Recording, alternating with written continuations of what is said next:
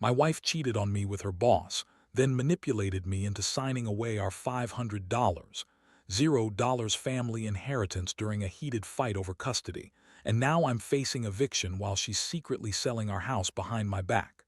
Hello everyone. Dear listeners, please share your thoughts in the comments section below. And don't forget to like, share, and subscribe. Now, let's begin the video. Using a throwaway for obvious reasons, with certain specifics modified to preserve anonymity. I never thought I'd be the guy sitting here, writing this kind of story, but life has a way of throwing you into the deep end when you least expect it. It all started with little things: the missed calls, the late nights, the way Sarah started acting distant out of nowhere. At first, I just thought she was stressed at work or maybe overwhelmed with the kids. We've been married for 8 years now, and honestly, I thought we had a good thing going. She's always been a bit bitchy, quick to lie, and she's got that sharp tongue that can cut you down in seconds. But I never imagined she'd actually cheat on me, not with her boss. Of all people, it wasn't until I noticed the little things: her phone constantly locked, her sneaking around with her phone in her hand even when she thought I wasn't looking, the way she'd quickly hide her texts. I remember catching her once. She was trying to delete messages fast, her face flushing when I walked into the room. That should have been my first clue, but I brushed it off, told myself I was overthinking. Then came the night I found her in our bedroom, her phone open on the bed, a message from her boss, Mark, saying, "Can't wait to see you tonight. I'll make it worth your while." That was the moment I knew I was screwed. I felt like my stomach dropped out of my body. I couldn't believe it. Sarah, my wife, cheating on me with her boss. She'd always been a bitch about money, always fighting over bills, acting like she was the one running the show. But I never thought she'd actually betray me like this. I started to dig deeper, digging through her phone when she was out, checking her emails, her social media. That's when I found the proof: screenshots of their conversations, explicit messages, plans to meet up after work. It was like a punch in the gut every time I looked. They'd been doing this for months, I realized, and I was just blind to it. The worst part was how she lied about everything. When I confronted her, she spun some bullshit about how it was just sex. It didn't mean anything. That Mark was just a boss who was pushing her into a corner. She called me paranoid, said I was imagining things, accused me of not trusting her. But I knew the truth. I could feel it in my bones. She'd been sneaking around behind my back, lying, manipulating, just like she always did when she wanted her way. I was furious, hurt, and completely shattered. I'd trusted her with everything, and she'd been sleeping with her boss, Mark, behind my back. The betrayal was one thing, but the fact that she'd lied to my face about it made it worse. And that's when the real nightmare started. Because once I knew, everything changed. I started noticing how she'd become even more bitchy, more manipulative. She'd twist everything around, say I was crazy for accusing her, call me insecure. And then she'd turn around and tell her friends she was just experimenting, that I was too controlling. I felt like I was losing my mind, but I also started to see the bigger picture: how her betrayal was just the tip of the iceberg. She'd been planning her escape, and I was just too blind to see it. I'd always known she was a little bitchy, but this was a whole new level, and I knew I had to do something, but I didn't quite know what yet. After I found out about the affair, everything in my world shifted. I couldn't sleep, couldn't focus at work, and every time I looked at Sarah, I saw a stranger. The woman I'd married, the woman I'd shared my life with, was suddenly a liar, a cheater, and a manipulator. It was like waking up from a nightmare I couldn't escape. I felt betrayed, humiliated, and honestly furious. But what made it worse was the way she played the victim whenever I brought up the evidence. She'd turn on the tears, call me paranoid, say I was overreacting, like I was the one who'd done something wrong. That made my blood boil even more. One night I decided I needed to confront her properly. I knew I couldn't keep pretending everything was okay. So I sat her down in the living room, tried to keep my voice steady, and dumped all the proof I'd gathered. Her face went from defiant to stunned in a matter of seconds. She stared at the screenshots, at the messages, and then she looked at me like I'd just punched her in the stomach. Her lips trembled, but she quickly recovered her bitchy attitude. She looked me dead in the eyes and said, "You're crazy. You're just jealous because I'm more successful than you. Mark's just a boss and I was just doing my job. You're overreacting. That's when I realized how good she was at twisting everything, making herself look like the victim, even when she was the one cheating. I felt a mix of rage and sadness. Rage because I'd been played, cheated on, and lied to for months. Sadness because I'd trusted her, loved her, built a life with her. I'd given her everything, my time, my money, my heart, and she'd thrown it all away for some affair with her boss. I sat there staring at her, feeling my fists clench. I wanted to scream, to break something, but instead I just asked her how long this had been going on. She hesitated, then said, "A few months. Maybe longer, it doesn't mean anything. I swear I was just bored and Mark, he's just a guy. It's not like I love him." That last part made me want to vomit. Love. She'd been lying in my bed, sleeping with her boss and calling it not a big deal. The emotional toll was overwhelming. I felt like I was drowning in a sea of betrayal. Every memory we had, every promise, suddenly felt meaningless. I kept asking myself how I missed all the signs, how I was so blind to her lies. The worst part was knowing she was manipulating me, pretending to be innocent, all while planning her escape. I couldn't believe she'd done this to me. I'd always thought she was a bitchy, manipulative woman, but I never thought she'd actually cheat, especially not with her boss.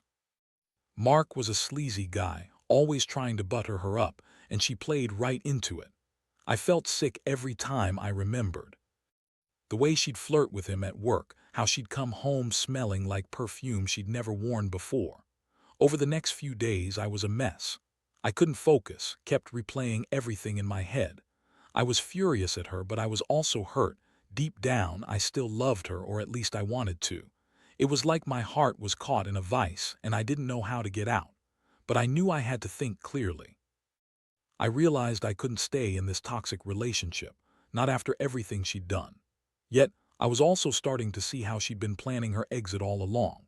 Her bitchy attitude, her lies, they all felt like tactics to keep me off balance while she secretly sold the house behind my back. That's when I started to suspect she was planning her escape, and I had to be ready for whatever came next. After that confrontation, I knew I couldn't just sit around feeling sorry for myself. I had to get my head straight and figure out what to do. Sarah kept up her act, acting like everything was fine, except I noticed she was more bitchy than ever, snapping at me over small things, dismissing my concerns like I was some paranoid lunatic. But I wasn't going to let her manipulate me anymore. I started digging into her phone, her emails, trying to understand how deep this betrayal went. That's when I stumbled across more than I expected.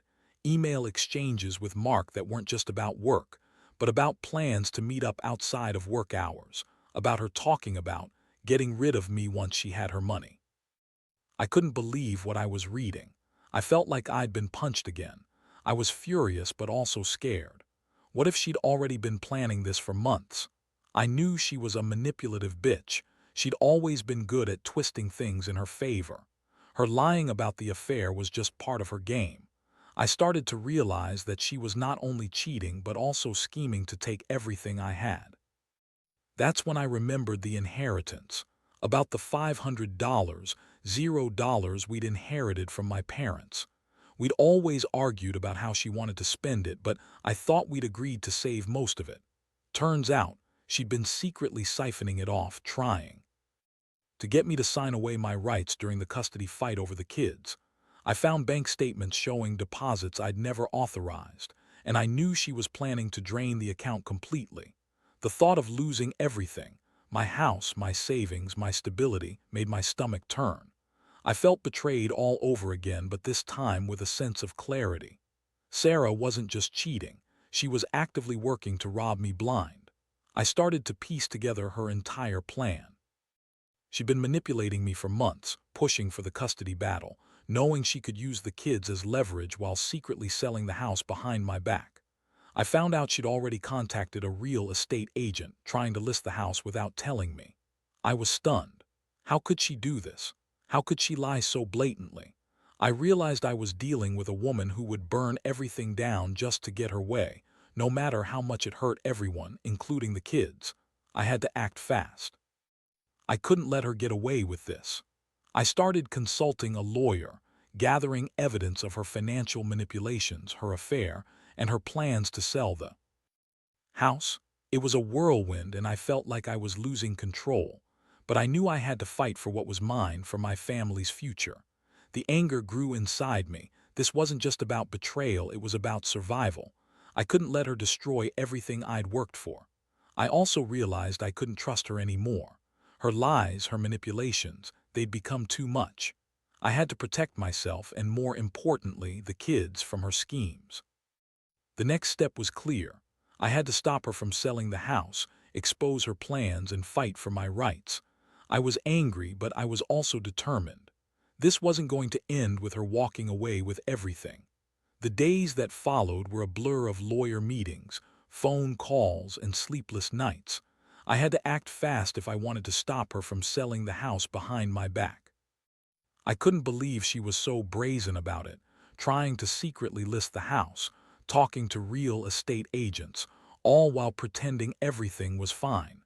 It was like she thought she could just manipulate her way out of this mess, as she always did. But I wasn't going to let her get away with it. I knew I had to get legal protection right away, so I filed an emergency injunction to freeze the sale of the house and to prevent her from signing any documents without my consent. That's when the real confrontation happened.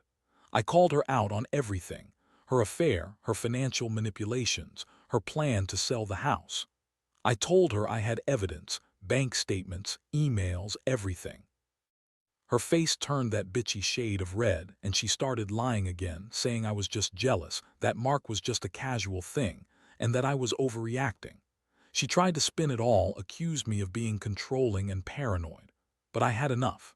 I had the proof, and I was done playing her game. I told her that I was filing for full custody of the kids, that I was going to fight to keep what was ours, and that I would expose everything. Her reaction was classic Sarah: blame shifting, crying, trying to turn the situation around on me. She said I was ruining everything, that I was a terrible father, that I didn't love the kids enough. But I knew the truth. She'd been using the kids as pawns in her schemes, and I wasn't going to let her manipulate them or me anymore. I felt a mixture of rage and heartbreak, but I also felt a sense of resolve. I was going to fight for my rights, for my family, and for what was rightfully mine. I started preparing for the custody battle, gathering evidence that she was unfit, that her priorities were all out of whack. Meanwhile, I kept tabs on her, watching her try to sell the house, trying to keep her from sneaking away with everything. The emotional toll was brutal. I felt betrayed, angry, and exhausted. But I also felt a strange sense of clarity, like I was finally seeing her for what she truly was. She'd always been manipulative, bitchy, and selfish, but now I saw her for what she truly was: a liar and a schemer. I started thinking about the future, about how I could rebuild my life after this nightmare. I knew I couldn't trust her anymore, but I also knew I had to stay strong, for my kids' sake, for myself. The fight wasn't over, but I was ready for it. I'd be damned if she took everything from me without a fight. I was going to expose her, stop her from selling the house, and make her face the consequences of her actions. That's what kept me going through the sleepless nights, knowing I had to stand my ground, no matter how much she tried to manipulate or lie her way out of this mess. The legal battle moved fast after I filed the injunction. Sarah was furious, throwing her typical bitchy fits, screaming at me, calling me every name in the book: crazy, paranoid, controlling. But I wasn't backing down. I had my lawyer draft up everything, and I made sure the court saw clear evidence that she was planning to sell the house behind my back and had been manipulating the finances to drain our inheritance. It was a game changer. I kept my cool, but inside I felt a fire burning. I was done being the victim in my own life. Meanwhile, she ramped up her manipulation tactics. She started gaslighting the kids, making me out to be the bad guy, saying I was trying to ruin everything. But I knew better. I had proof of her affair, her financial lies, and her plans to leave me with nothing. I also hired a private investigator to follow her, just to make sure she wasn't sneaking around or trying to hide anything further. It was all about protecting myself and my children from her schemes. I also started talking to friends and family, trying to get support and advice. The whole situation was overwhelming, but I knew I had to stay strong for my kids' sake. One day, I caught her red-handed trying to meet with the real estate agent again. She'd been lying about everything, saying she was just talking about refinancing the house, but I had the proof she was trying to list it secretly. I confronted her right there and her bitchy mask cracked. She yelled at me, called me insecure, and tried to blame everything on her stress and pressure at work. But I saw through her lies. I told her I was done. I was going to fight her every step of the way and make sure she didn't get away with screwing me over. That day was a turning point. I knew I had to be even more aggressive to protect what was ours. The custody fight was brutal. Sarah was trying to turn the kids against me, playing the victim, saying I was unfit because I was too controlling and jealous. But I had my lawyer gather all the evidence: her affair messages, her financial manipulations, her plans to sell the house, and I presented everything in court. I wanted the judge to see her true colors, to understand that she was not the perfect mother she pretended to be. It was exhausting, but I knew this was about more than money or the house. It was about protecting my kids from her manipulative ways. I also made it clear that I wanted to keep the house, that I'd do anything to keep our family together, even if it meant fighting her tooth and nail. Looking back, I realize how much I've learned. Trust is gone, and I don't think I'll ever see Sarah the same way again. But I also learned that you can't let someone walk all over you, especially not when they're scheming to take everything you care about. I've become more cautious, more guarded, but also more determined. I won't let her manipulate me or steal my future. The fight isn't over yet, but I feel stronger than I did at the start. I'm ready to stand up for myself, for my kids, and for what's right. And honestly, if there's one thing I want others to take from this, it's that you can't ignore the signs. When someone shows you who they really are, trust me, you better believe them. In the end, everything I thought I knew about my marriage turned out to be a lie.